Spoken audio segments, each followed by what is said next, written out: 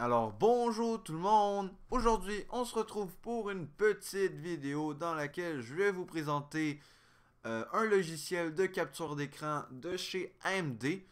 Euh, donc voilà, qui a sorti il y a environ 4 mois, voilà, environ 4 mois.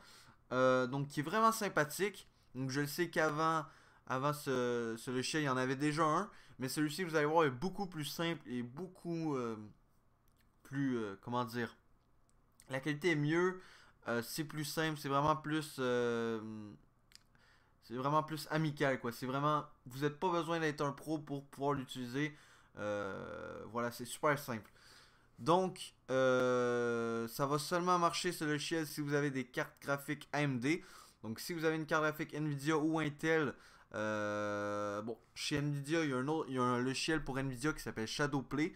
Donc, si vous avez une carte Nvidia et que vous voulez faire des vidéos et que vous savez pas quel logiciel prendre pour enregistrer votre écran, je vous conseille vraiment de prendre Shadowplay. Allez voir des vidéos, vous écrivez Shadowplay, Nvidia Shadowplay, voilà. Hop là. Et si vous êtes AMD, bah, suivez cette vidéo, ça peut vraiment vous aider. Voilà, si vous voulez devenir un petit YouTuber et vous cherchez des logiciels, voilà, pour faire des vidéos ou vous pouvez même faire des lives, même si bon, il y a OBS, mais bon, voilà. Donc voilà. Donc il va falloir quand même avoir une carte graphique assez récente. Donc je parle d'une carte graphique qui date d'environ 6 ans maximum. Donc je pense que la plupart d'entre vous auront ça. Et il va falloir avoir un driver assez récent, donc de 5 mois maximum. Alors ça c'est pas dur, vous allez sur internet, vous le prenez. Ça prend 2 secondes, vous installez le driver, hop là. En même temps vous allez peut-être gagner des performances dans les jeux que vous jouez. Donc, ça peut être super cool. D'ailleurs, je vous conseille toujours d'upgrader, de mettre à jour vos drivers de carte graphique. Parce que c'est très important. Donc voilà.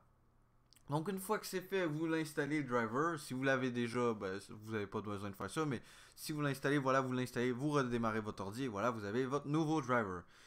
Une fois que c'est fait, ou si vous l'aviez déjà, vous écrivez ici AMD. Donc dans votre barre de recherche, vous allez dans AMD Radeon Settings. Bon, je ferai pas le tutoriel Nvidia parce que malheureusement, j'ai pas une carte Nvidia sous la main. Voilà, allez voir sur internet Nvidia Shadowplay. Voilà. Donc, le logiciel va s'appeler chez AMD Relive. Donc, vous voyez ici, c'est écrit Relive. En fait, Relive, on prononçait que voilà. Donc, vous cliquez dessus. Hop, une fois que vous allez être dessus, ça va être désactivé. Donc moi je le ferai pas parce que, ah oui, ça je voulais vous dire, j'enregistre en ce moment même avec AMD Relive. Donc vous pouvez voir la qualité audio, la qualité visuelle. Bref, voilà, vous pouvez voir à quoi ça ressemble. Voilà, il est activé. Donc vous de base va être désactivé, vous l'activez. Ensuite vous allez avoir tout ça ici. Vous pouvez faire Record Desktop. Moi je le mets à Desktop. Moi je le mets à On parce qu'en fait ça va vous permettre d'enregistrer votre bureau. Voilà, moi je le mets à on. Ici, vous pouvez choisir le dossier de destination. Je vous conseille de le laisser de base. De toute façon, c'est pas très dur. C'est tout simplement dans vidéo. Voilà, il y a le petit Radeon Relive. Donc voilà, c'est là. Ensuite de ça, vous mettez l'appareil de audio que vous voulez. Bon, moi je l'ai laissé de base parce que ça prend mon micro. Voilà, pour ici c'est tout. Ensuite de ça, on peut aller dans enregistrement pour personnaliser justement nos enregistrements. Donc aussi, ici, vous pouvez choisir la qualité. Donc moi j'ai mis 1080p, mais il y a beaucoup plus. Hein. Il y a 1440, 2160, voilà, il y a toutes les qualités. Bon, il n'y a pas 144p et 240 parce que bon, on n'est plus en 2002. Mais voilà, moi ce que je vous conseille c'est soit mettre 720, soit 1080. Mettez pas 1440, ça sert un peu à rien. Voilà, moi j'ai mis 1080 et enregistrement du débit binaire. Ce que je vous conseille, si vous mettez en 1080p 30 images par seconde, je vous conseille de le mettre à 30 mégabits seconde. Si vous le mettez en 1080p 60 images par seconde, je vous conseille de le mettre en 35 mégabits seconde. Et si vous le mettez en 720p 30 images par seconde, je vous conseille de le mettre à 20.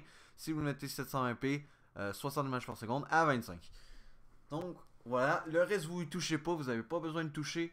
Voilà, c'est tout. Ensuite de ça, dans streaming, ben ça va dépendre de votre connexion.